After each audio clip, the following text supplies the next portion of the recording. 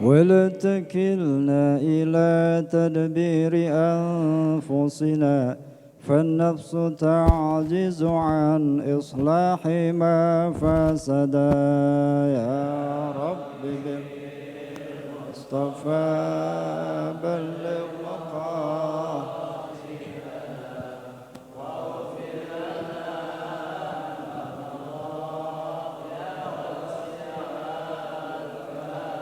أنت العليم وقد وجهت يا أملي إلى رجائك وجها سائلا ويدا يا رب بالمصطفى بلغ مقاصدنا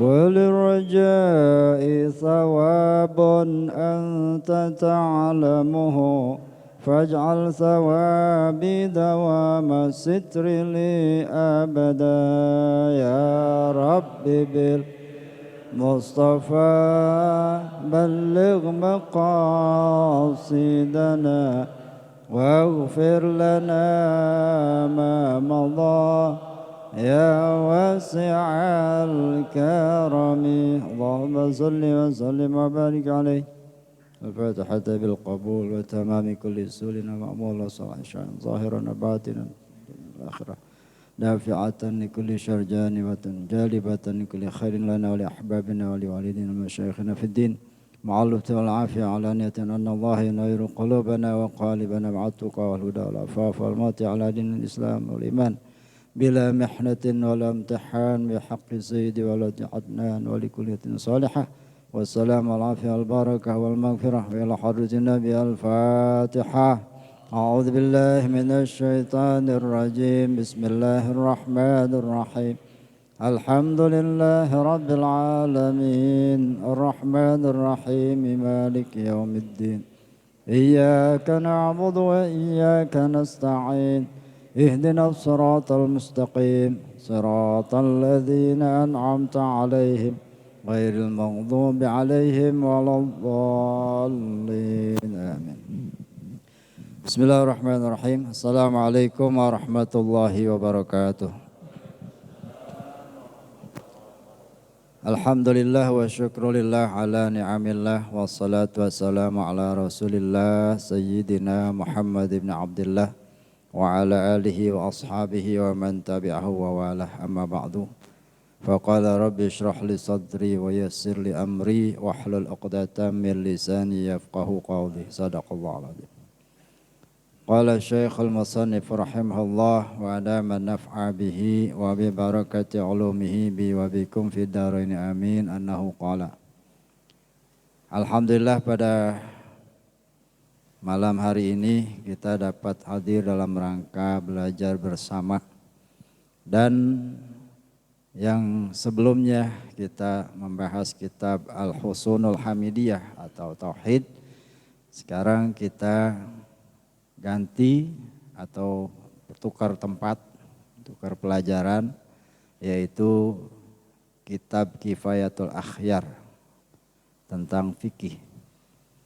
Karangan Al-Imam Taqiyuddin Abi Bakar Muhammad Al-Husaini Al-Husni Ad-Dimashqi Asy-Syafi'i min ulama al-qarni tasi al-hijri. Jadi beliau ini termasuk dari ulama abad ke-9 Hijriah dan menganut mazhab Syafi'i. Bismillahirrahmanirrahim. Sebagaimana biasa dalam fikih itu pertama kali adalah bab toharoh, itu sudah pasti. Ya, fikih di mana saja yang pertama babnya bab toharoh. Ini menandakan bahwa Islam itu sangat memperhatikan kebersihan dan kesehatan. Dengan bersih jadi sehat. Dan perlu kita ketahui juga dalam fikih itu bukan hanya bab ibadah. Karena dalam fikih nanti ada 4 bagian. Yang pertama ibadah, qismul ibadat. Yang kedua muamalat. Yang ketiga munakahat. Yang keempat jinayat atau hudud.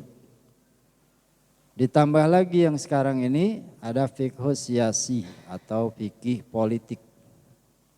Karena perlu juga fikih politik ya, supaya kita bisa main politik juga. Ya. Jangan ikut doang. Bisa berpolitik. Tapi ada fikihnya. Supaya apa?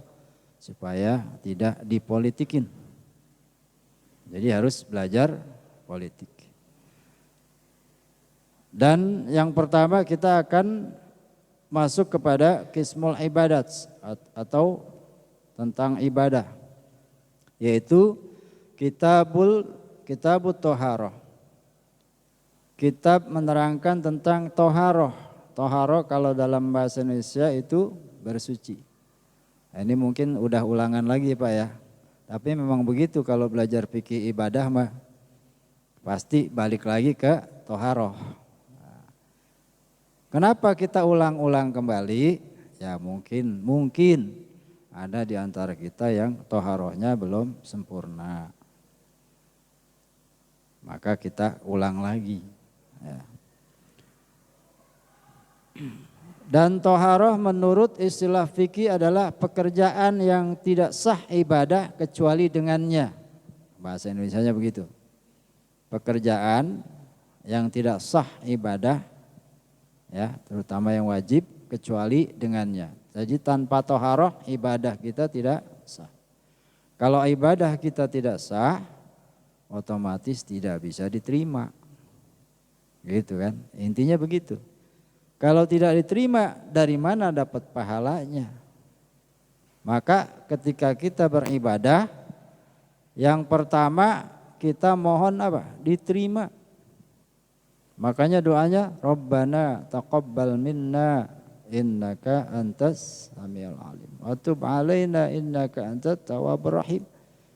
Jangan mengharapkan pahala dulu. Kerja kita udah benar apa belum? Gitu. Ibadah kita udah benar apa belum sama Allah? Karena apa? Karena kita yakin betul yang namanya khusyuk kita itu enggak full. Ketika sholat enggak usah sholat, wudu ya, wudu. Ketika wudu saja jarang yang khusyuk. Ya. Kenapa kita bilang enggak khusyuk? Kalau memang orang khusyuk wudu itu pasti bacaannya enggak lupa. Bacaan-bacaannya enggak lupa. Ketika berkumur ya, masukkan air ke hidung. Terus basuh muka, bacaannya ada, basuh tangan. Ya. Basuh ke menyapu kepala, telinga sampai kaki ada bacaannya semua. Supaya kita khusyuk, nah itu perlu kita baca tuh. Ya. Supaya khusyuk. Kadang ada orang wudu ngobrol.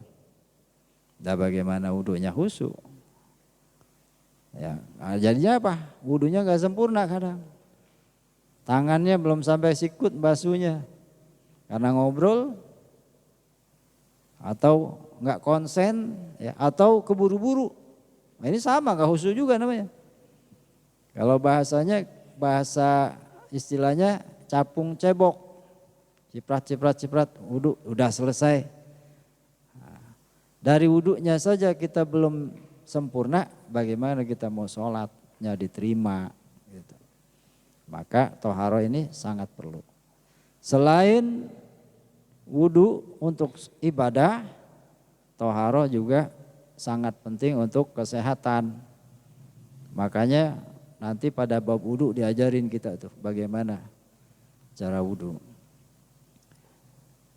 Nah, bab toharoh ini pertama masuk kepada air. Karena alat untuk bersuci yang utama adalah air. Nanti alat bersuci ada dua. Ada benda cair, ada benda padat. Al-miyahu allati yajuzu biha at-tathiru sab'u miyahin. Air-air yang boleh bersuci dengannya sab'u miyahin, itu ada 7 air. Ma'us samai, yang pertama air langit, gampangnya air hujan. Kemudian wa ma'ul bahri, air laut, yang kedua air laut. Wa ma'un nahri, air sungai. Wa ma'ul bi'ri, air sumur. Sumur, kalau sekarang pakainya jet pump. Kalau dulu sumur timba, kelihatan airnya. Sekarang nggak kelihatan airnya. Kemudian wa ma'ul aini, air mata air. Jadi ada sumur, ada mata air. Nah, ini agak beda juga ya, Mak. Kalau kita ke daerah pegunungan, nah itu ada mata air. Bulbus. Dulu waktu masih banyak sawah, nah itu banyak mata air. Tengah sawah tuh air begini. Ya entuk, kalau bahasa kita entuk ya. Nah itu ma'ul ain. Wa ma'us salji, dan air es. Kalau di negara yang punya musim, ada musim panas, ada musim dingin, ada musim semi, ada musim gugur, itu bersalju.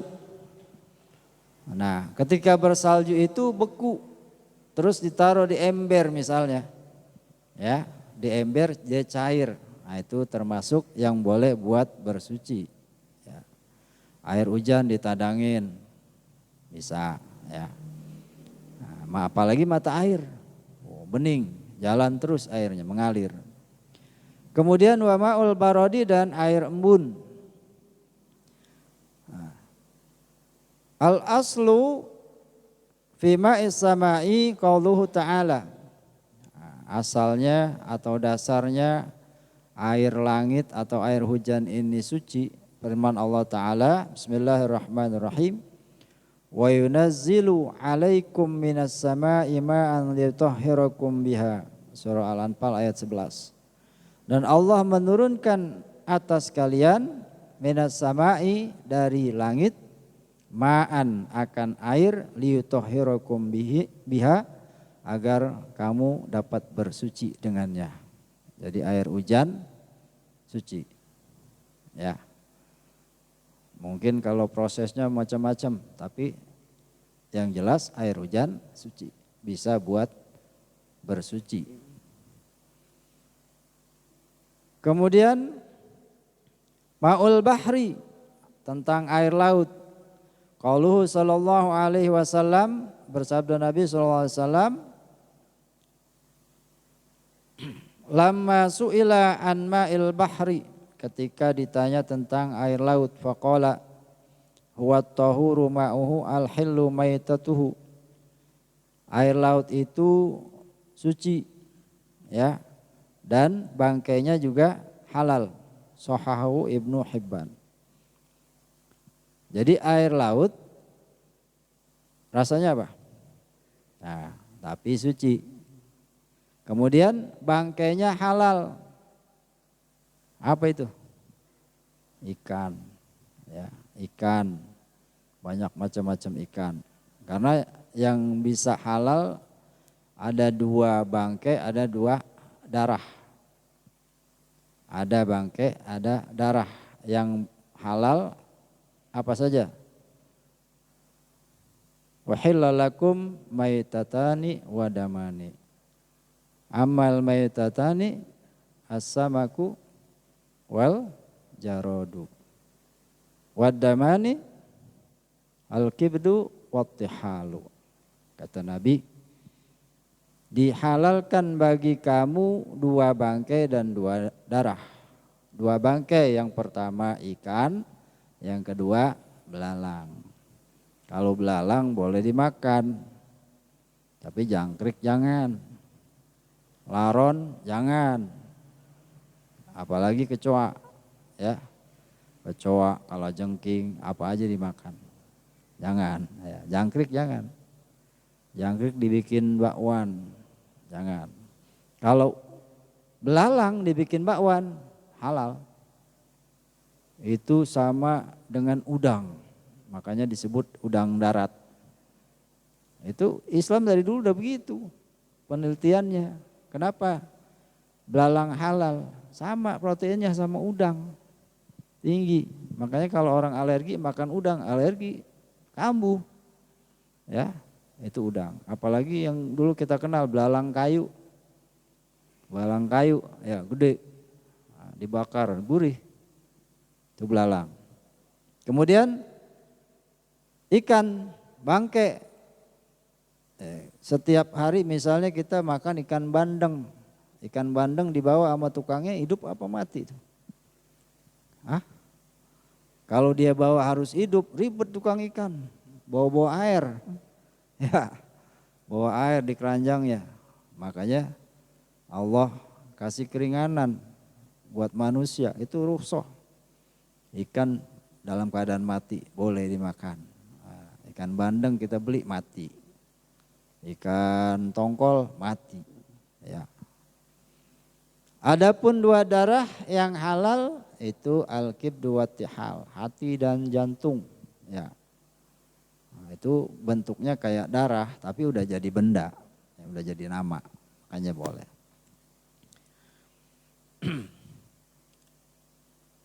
Kemudian ma'ul bi'ri, hadis Sahal radhiyallahu anhu ta'ala anhu qalu ya Rasulullah innaka tatawaddau min bi'rin buda'atin wa fiha ma yunjin nasu wal haidu wal junubu.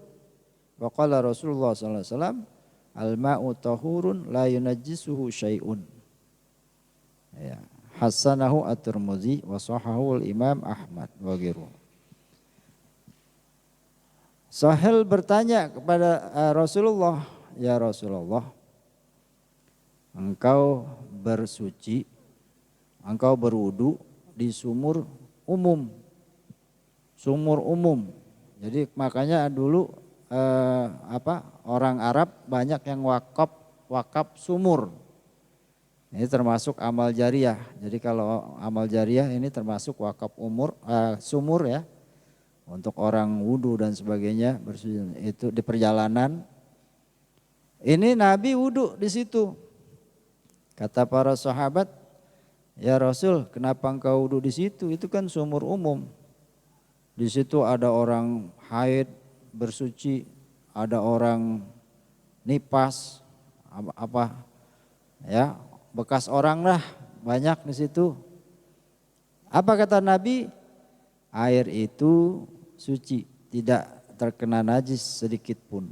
Karena di sumur airnya sama dengan mata air, jadi mengalir. Nah, itu air sumur.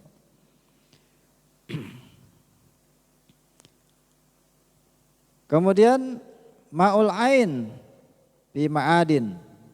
Kalau mata air sudah jelas ya. Kemudian summa al-miyahu ala arba'ati aqsamin. Kalau tadi namanya air asal ya, asal air 7 macam. Sekarang bagian air itu ada 4. Kemudian air itu dibagi menjadi 4 bagian. Yang pertama tahirun mutahhirun ghairu makruhin wa huwal ma'ul mutlaqu. Yang pertama air yang suci mensucikan, tidak makruh menggunakannya, yaitu air mutlak. Tadi itu air sumur, air laut, ya, air mata air dan sebagainya. Nah, kenapa dibilang air mutlak? Karena belum terikat oleh satu nama yang sempit. Misalnya air sumur kemudian dimasak, ya, dimasak. Jadi apa? Bisa jadi nyeduh kopi, nyeduh teh dan sebagainya. Itu nanti lain lagi pembahasannya. Kalau ini mutlak, suci mensucikan, artinya suci, airnya suci, tidak terkena najis. Mensucikan boleh dipakai untuk bersuci, boleh untuk wudu, boleh untuk mandi besar. Wa tahirun mutahhirun makruhun wa huwal ma'ul musyammas. Yang kedua ada air suci mensucikan tapi makruh. menggunakannya. Itulah yang disebut dengan air musyammas. Musyammas. Apa itu musyammas? Air yang sudah terkena matahari langsung. Tempatnya drum. Misalnya drum itu apa? Kaleng ya. Ada apanya? Ada karatnya. Ketika dia terkena matahari panas, itu karatnya timbul. Ketika itulah dipakai untuk wudhu walaupun sedram penuh. Ketika itu dipakai wudhu makruh. Kenapa? Kenapa makruhnya? Karena di situ nanti ada karat. Ketika kita membasuh muka itu karat masuk mata, masuk hidung atau masuk mulut, maka tetanus kita. Maka dimakruhkan. Kalau udah adem lah boleh lagi. Ya. Kan di sini musyammas. Terkena lagi sedang-sedang panasnya kena matahari, kita pakai wudhu. Panas aja udah gak enak, tambah lagi karatan. Makanya dimakruhkan. Makruh belum sampai haram. Ya. Tapi akibatnya. Nah, tunggu sampai adem lagi. Bagaimana kalau toren? Toren mah bukan dari kaleng. Dari apa ya toren? Ada yang plastik, ada yang fiber ya, fiber tuh. Ada yang model baru aluminium. Aluminium ya? Yang mengkilat stainless. Ya, ya. Nah, kenapa kalau aluminium kok bisa? Iya, dia nggak ada karatnya, stainless. Nggak pakai karat. Jadi panas juga nggak ada karatnya. Itu masih boleh, tapi panas juga nggak enak, ya. Itu air musyammas. Udah berapa tuh? 2. Ya. Kita singkat aja udah pada hafal ini mah.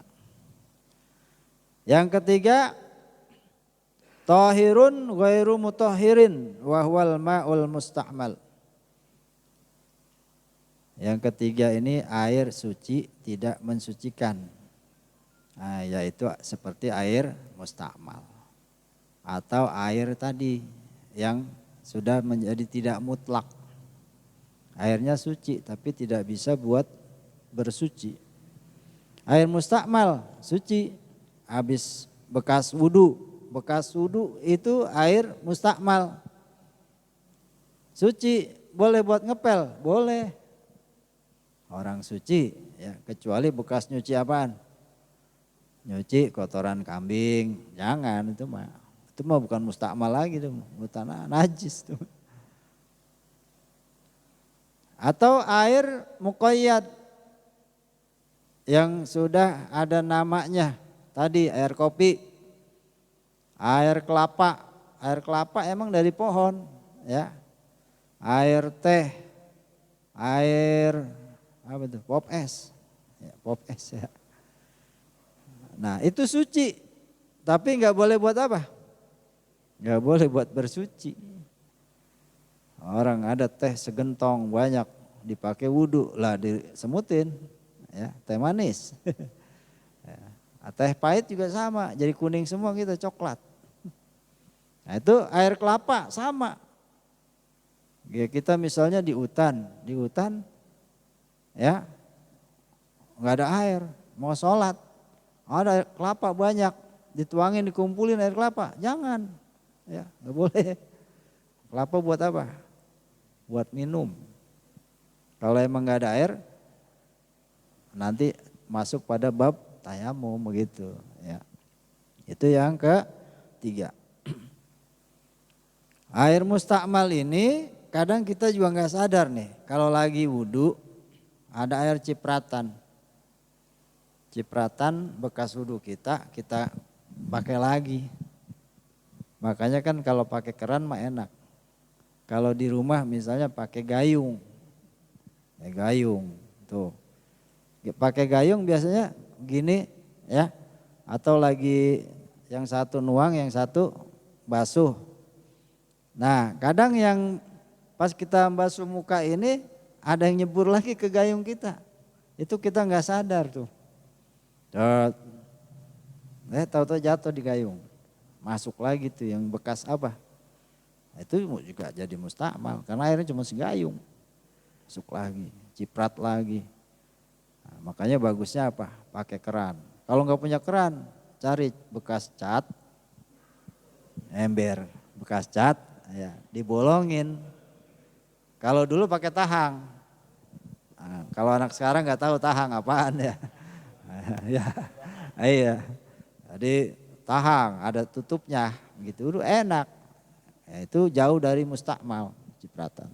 Tapi kalau kita pakai gayung, ya ada juga memang nanti air yang lebih dari 2 kula lain lagi. Ya, itu yang ketiga. Nah, yang keempat, wal mutaghayyiru bima khalatahu minat tahirat. Air yang berubah dengan karena tercampur dengan benda yang suci. Berubahnya banyak. Ya, itu tadi kayak teh, kopi sama ya. Sabun misalnya. Kita punya kolam. Kolamnya sedang. Airnya penuh. Sabun colek nyebur. Ya. Diubuk-ubuk sama bocah. Nah, itu jadinya airnya apa? Berubah jadi air sabun. Itu suci memang, gak sabun, ya. Tapi udah nggak boleh buat bersuci, gitu.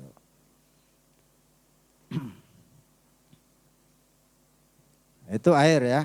Jadi kemudian yang satu lagi wama najis, wama najisun. Tadi udah bagian air dan ada air yang najis wa huwal ladzi halat fihi najasatun wa huwa dunal qullatain au kana qullataini fataghayyara. Air najis yaitu air yang terkena di dalamnya atau terjatuh di dalamnya najasatun najis dan dia kurang dari 2 kula. Kalau kurang dari 2 kula begitu terkena najis otomatis menjadi air najis. 1 ember. Ukurannya 1 kula itu 500 liter kalau nggak salah.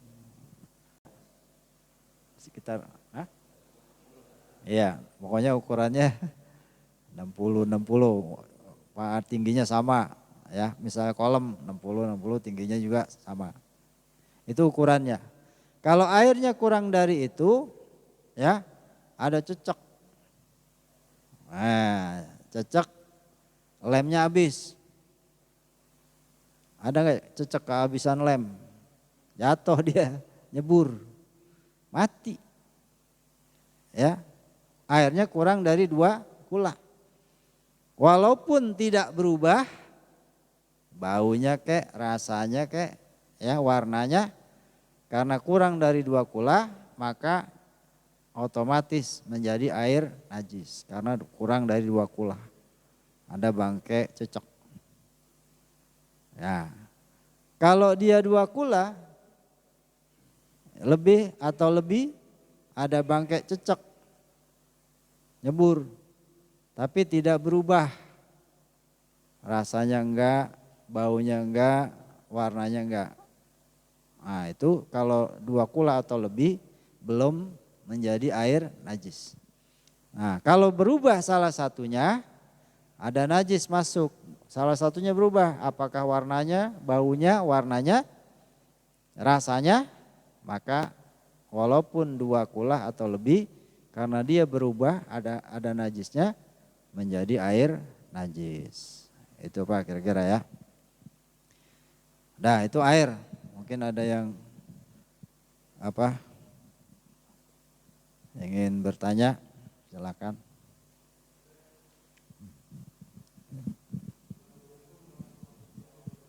Waalaikumsalam warahmatullahi wabarakatuh.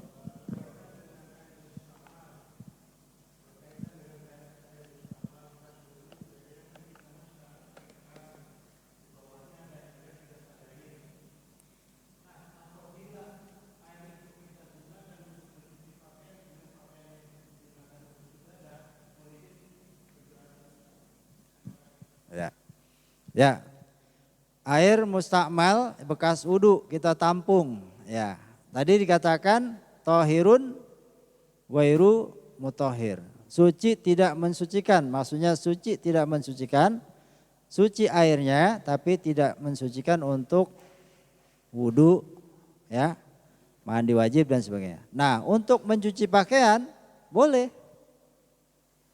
Yang penting airnya apa? Bersih, nggak campur najis. Bekas wudhu kan mustakmal tuh, ditampung di bak banyak, ya, menghemat air misalnya. Buat nyuci pakaian, pakaiannya buat sholat sah, ya. Yang tidak sah kalau buat wudhu lagi, walaupun airnya di kolam lagi, ditampung di kolam lagi banyak, bekas wudhu mustakmal. Kalau buat pakaian boleh Pak. Jadi silakan buat nyuci pakaian misalnya, ya, habis itu dijemur pakai sholat boleh, sah. Itu air mustakmal. Sekali lagi, yang tidak boleh digunakan untuk wudhu lagi atau ya Pak.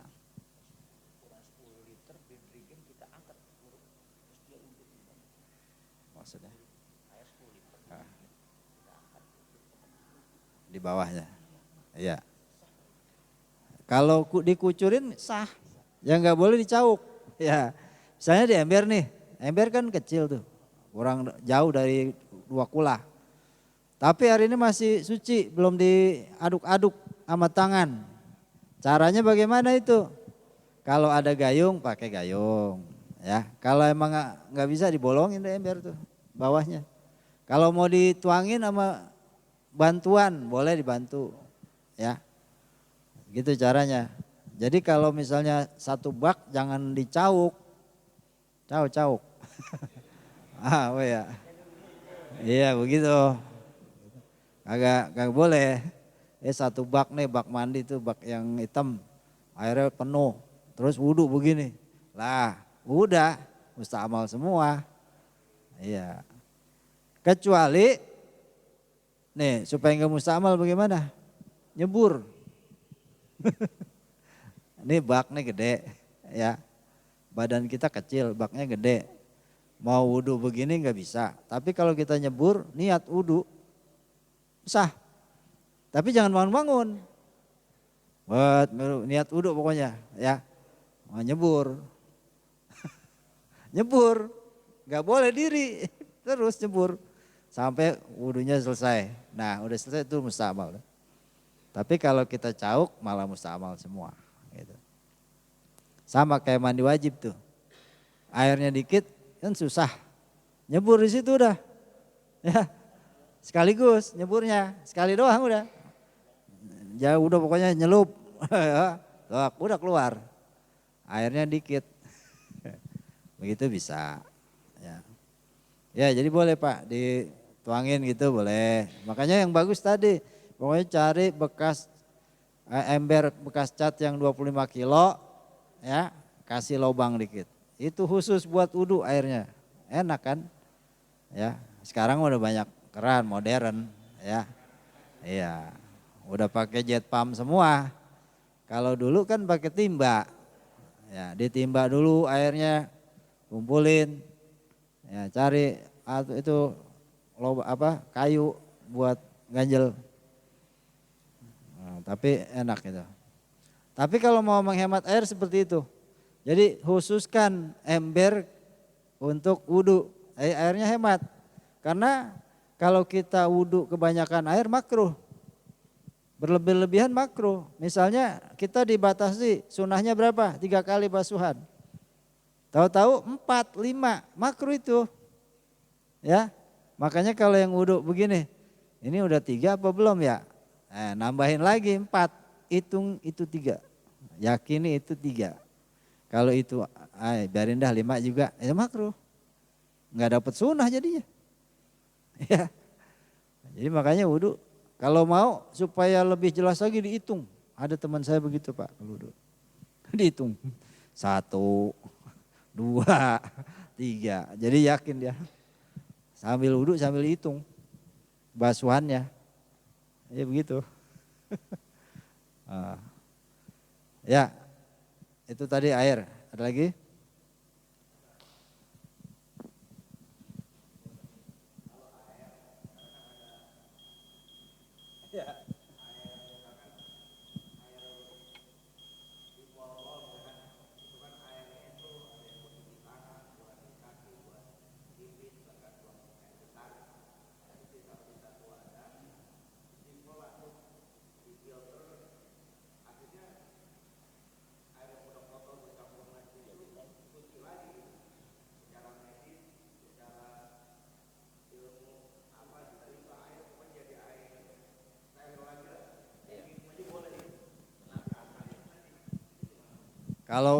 Ya, jadi kalau air yang sudah diolah, apalagi pakai obat, apa namanya ya, apa ya, ya kaporit, itu kalau menurut Imam Syafi'i nggak sah udah.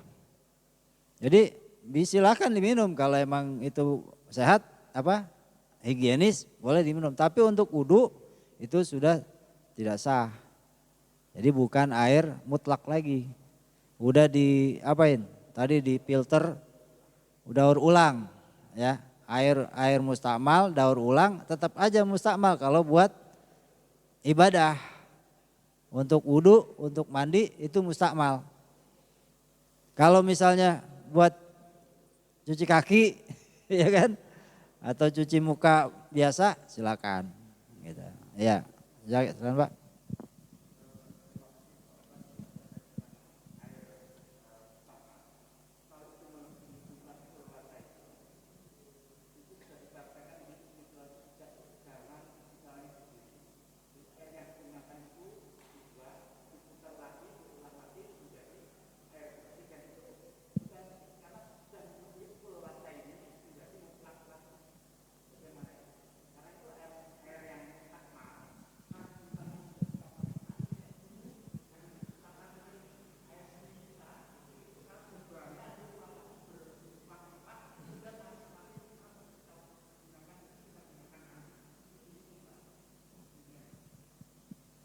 Nah, itu diolahnya pakai apa tuh Pak?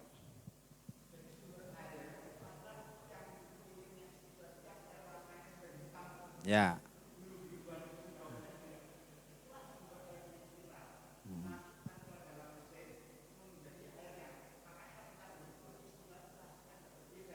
Oh ya.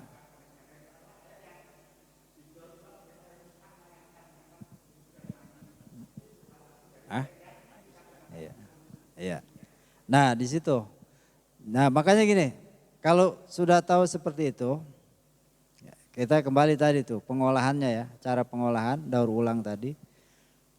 Kalau kita ambil dari Imam Syafi'i tadi, walaupun itu sudah melebihi dari 2 kula, yang tadinya ada yang najis, ada yang macam-macam, itu tetap tidak boleh. Nah, sekarang begini, bagi yang yakin ya itu boleh, silakan. Tapi kalau yang ragu jangan.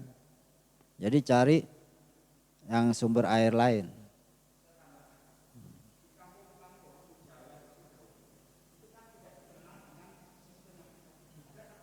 Kolam, ya.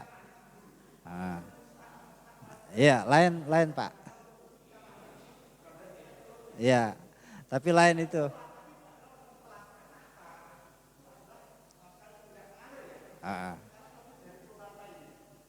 Iya, kalau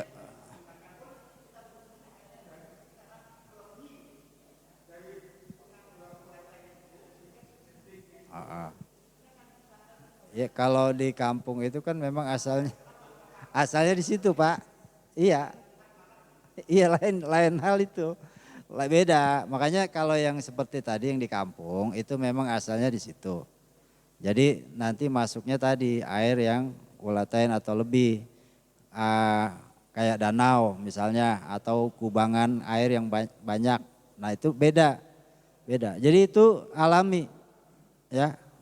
Filterannya alami. Beda dengan yang diolah. Kalau tadi kan kita bicaranya diolah. Jadi kalau diolah itu beda. Kalau yang danau, kolam asli di situ itu alami lain.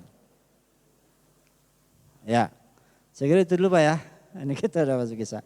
Insyaallah nanti kita lanjut lagi. Maaf. Mohon maaf apabila ada yang kurang puas. Nanti kita insyaallah kita akan bahas lagi. Karena kita udah masuk waktu Isya. Mudah-mudahan apa yang kita pelajari pada malam hari ini diberikan keberkahan dan ilmu yang bermanfaat oleh Allah Subhanahu wa taala. Kurang lebihnya mohon maaf. Wabillahi taufiq wal hidayah. Wassalamualaikum warahmatullahi wabarakatuh.